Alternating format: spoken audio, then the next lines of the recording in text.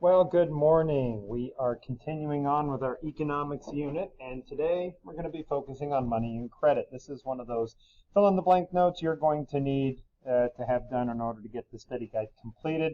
As always, please make sure when you finish the notes, take a little bit of time, go through the study guide, fill out those items that you have done so that when it comes time to the end of May and we have our final exam for this unit, you're good to go.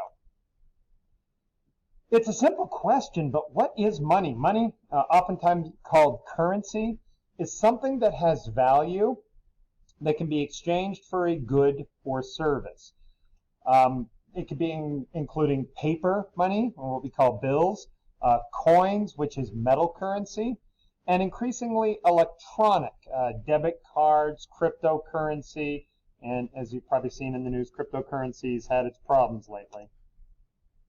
But this whole thing allows for an amazing phenomenon in American and human history, which is specialization. That means instead of farming or hunting like we would do tens of thousands of years ago, individuals can do other labor, make clothing, art, whatnot, and be able to purchase goods or services from other people. So, for example, if you have a barrel of wheat and you want a cow, without currency, you got to trade for someone who needs a cow and wants a barrel of wheat and will agree to the trade. Now money is interchangeable across the nation. We're not going to have time for this video. Now most money, when we think of money, is created and controlled by the government. In fact, worldwide that is pretty much the standard now. It wasn't always the case. Until about the 1870s, private institutions also made money that was simply exchangeable for gold. If you make fake money, that is called counterfeiting. It is illegal. You can go to prison for a while. Also keep in mind defacing or destroying money, that's illegal in the US and you can get yourself into trouble. Another great video you might want to look up on YouTube, North Korea's perfect counterfeiting. Back to the concept of the types of money. Now remember, we're not just talking about metal money. We're talking about special stamps or designs that's used to delineate and make it more difficult to counterfeit that currency. Bills. And it is really quite amazing. You really should watch that previous video on North Korea. It's paper that can be exchanged for gold or used as currency. In some cases, it is very intricate and difficult in order to counterfeit that money. What is shocking, though, is the growth of electronic money. 92% of the world's currency is done electronically. Debit, Bitcoin, credit cards online. It has become the standard, in fact. But there's also cryptocurrency. That is electronic money that crypto essentially means within code.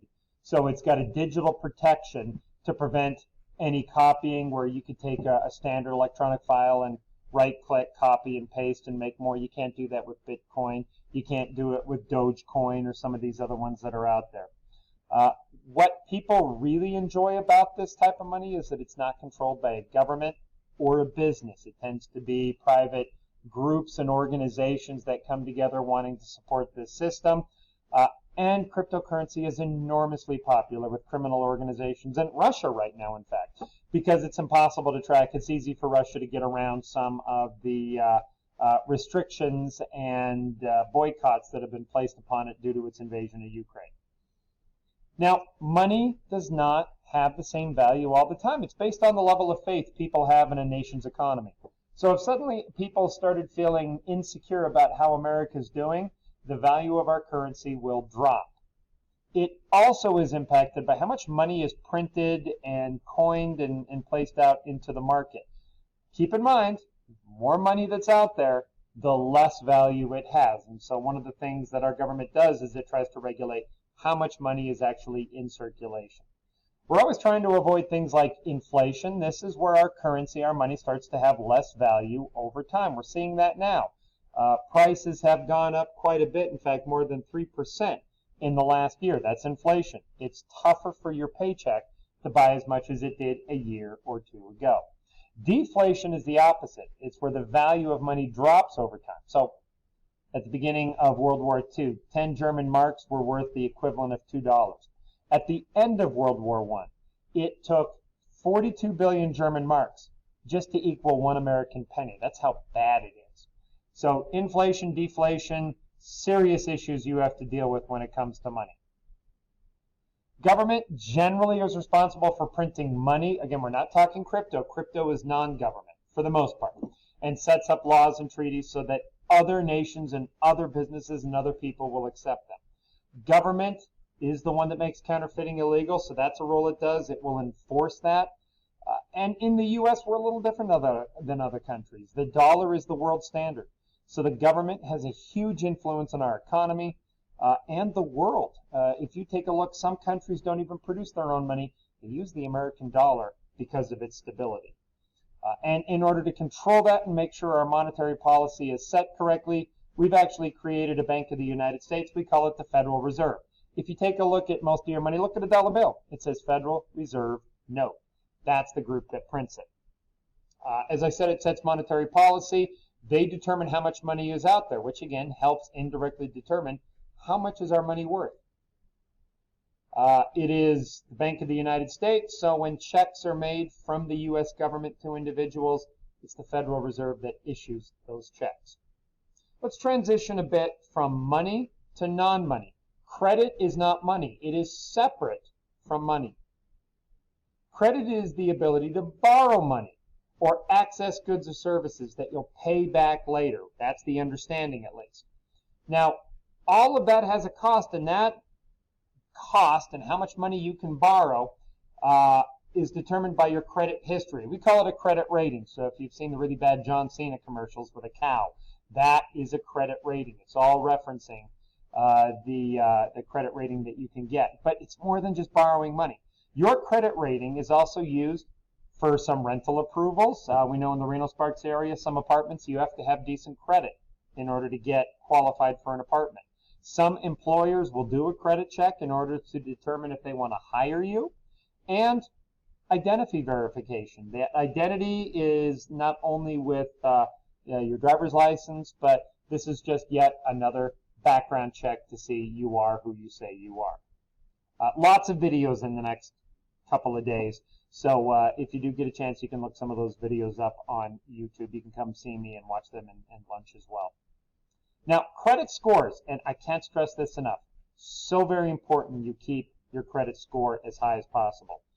It ranges from 300, which is terrible, to 850, which is excellent and almost impossible to get to.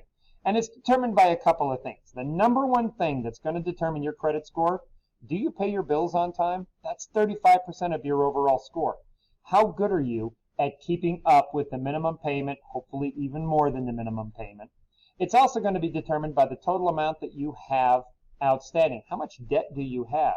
30% of your score is based on that. So if you have one credit card with a couple $1,000s, that's going to have a higher credit rating than an individual with multiple credit cards, thousands of dollars on each card. How long have you had credit? If you're 19, 20, 21 years old, your credit score is going to be a lot lower than someone in their 40s or 50s who have made sure that they have had their credit for a long time. They haven't let the score drop. The number of credit accounts. So we talked about the total amount owed. That's a little separate than the type of credit you have and the number of credit accounts. And as you can see, it's that little pie chart right here shows all of the different ways that you can increase or decrease your credit score. So, a couple of websites you're certainly welcome to go to. The notes are fairly short. We're going to spend a little bit of time today in our classes going over how to read a credit statement that you get from your credit card company. That's also very important. Just like with a bank statement, you always want to reconcile that as much as possible. You're just a couple of weeks away from the end of the school year. Make sure you fill out these notes, and we'll see you in class next time.